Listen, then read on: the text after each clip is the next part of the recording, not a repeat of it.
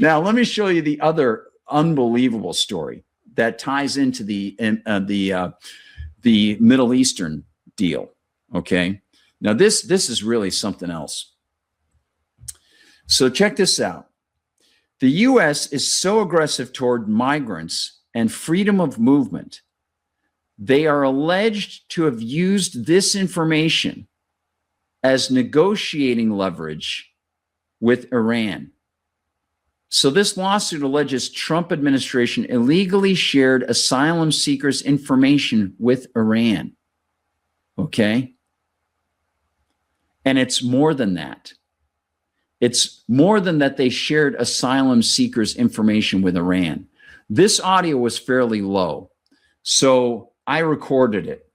And with the great production prowess of the Russian team, we have turned it into something larger and more readily hearable, you might say.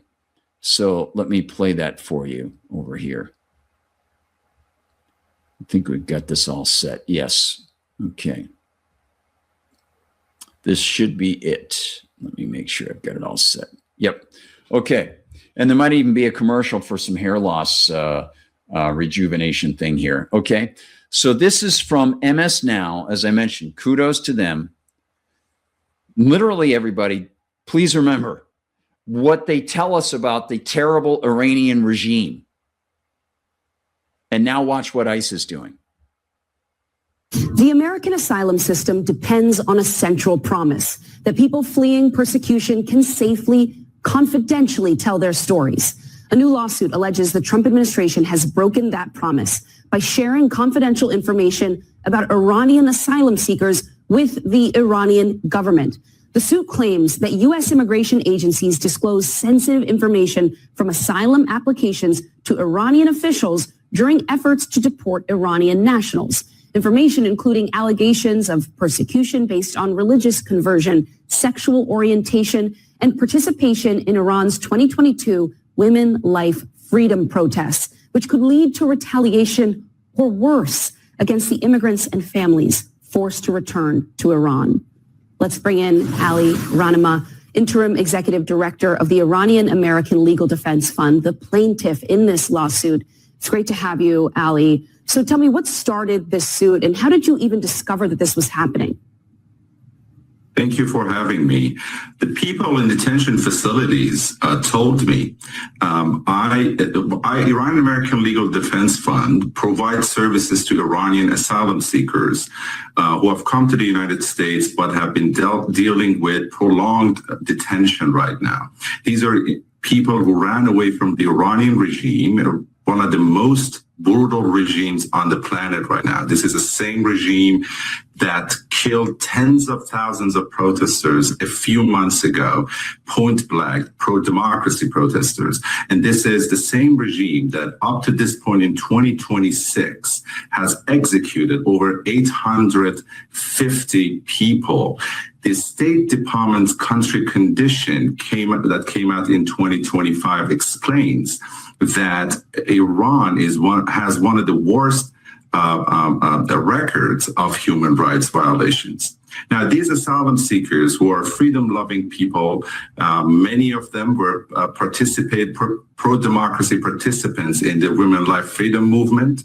Others are Christian converts who ran away from Iran, and some are members of the LGBTQ community who would be tortured or killed if they would be sent back to Iran. And in one of, go ahead. Oh, I was going to say your suit, there are so many fascinating and alarming details in the suit. But one of the things I found interesting is that it alleges that these disclosures to the Iranian government continued even after the U.S. and Iran went to war. So I want to pause it there. Now, the degree of hyperbole that is may or may not be part of what that man is saying. I just can't tell. Okay. But functionally, what this lawsuit alleges and the documentation they've got are going to be presented in court if this is allowed to go to court. And it just It just left me speechless when I found this out today. I was like, this is crazy. I got to give this to y'all here. I got to let you know about this, right?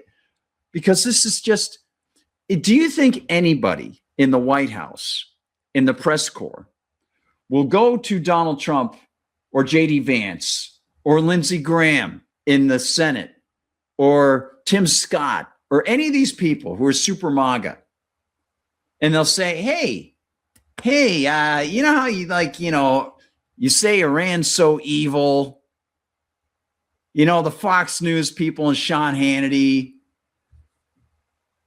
If it's so evil, why is ICE working to ship those people back to the so-called evil regime?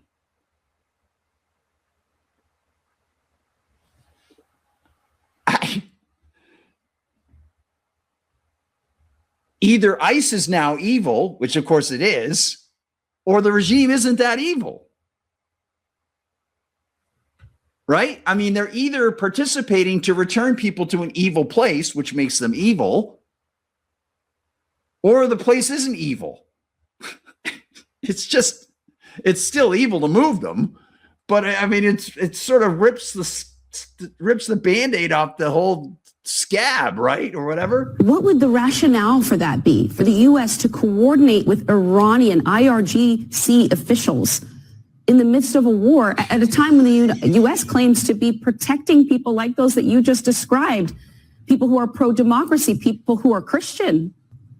Well, what has happened that the U.S. has established this policy that they want to get rid of Iranian asylum seekers. It started as part of an agreement that came about in March of 2025 between the Iranian government and the U.S. government. The U.S. government reaches out to the Iranian interest section in Washington. There was a meeting at the State Department in March of 2025. And during that meeting, the State Department official tells the Iranians that they want to get rid of every Iranian in detention facility and ask them for their help. And because of that, a few things have happened. One is that ICE and the U.S. government have allowed the agents of the Iranian regime to go to ICE facilities and directly talk to asylum seekers. While the asylum seekers reporting to me told me that the agent of the Iran regime, knew their names, their information, and where they are in their asylum case. Another thing that has happened is that there have been monthly meetings by ICE agents and the Iranian regime passing on documents and information. The last of which, as we understand it, was in February of 2025. But throughout the whole process since March of 2025, the U.S. government has mailed in documents of asylum seekers and detainees to Iranian regime in Washington. And that has continued throughout the war. And there is another flight, based on my understanding, being prepared as we speak, another mass deportation flight. As we speak, there's another one is being prepped up for the end of July. And is this nuts? Does this strike you as being completely, I guess it's consistent for the Trump administration, right? But, and the other thing too is, hey, Leo, one of the cats is around. The other thing is that if they're giving out the names, and you're probably way ahead of me on this, they might still have family back in Iran. If there's this tyrannical system where these people are in danger and they're seeking asylum, and then they're sharing their names and data with the IRGC, what can happen to their family members or their business associates back in Iran? Is anybody going to ask Trump about this? Has anybody asked J.D. Vance? This is just the dumbest, craziest. It's just so crazy. These have to be stopped. And what we're asking the U.S. government is to act legally in this manner, meaning that they should. Here's the hair regrow commercial with the dude in like the old timey baseball uniform or whatever. It's like he's in his pajamas. What is that? I don't even understand what that is. But anyway, all right, then we'll go back to this dude.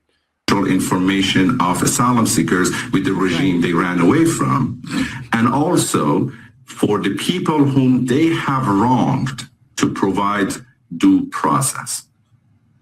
Ali Renema, thank you so much for sharing their stories. Ali Renema, just push it right up there, Ali Renema. Put it right in the you-know-what of the government, dude. Let them know. Give them a Renema. Jeez.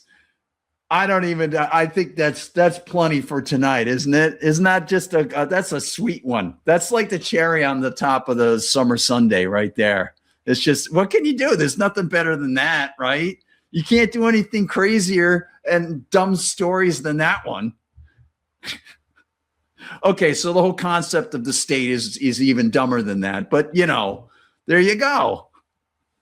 What's great is what's cool about the state is it's a really immoral and unethical idea, and it's really stupid and inefficient, and it negates the ability of people to express their values and destroys economies and all that stuff, right?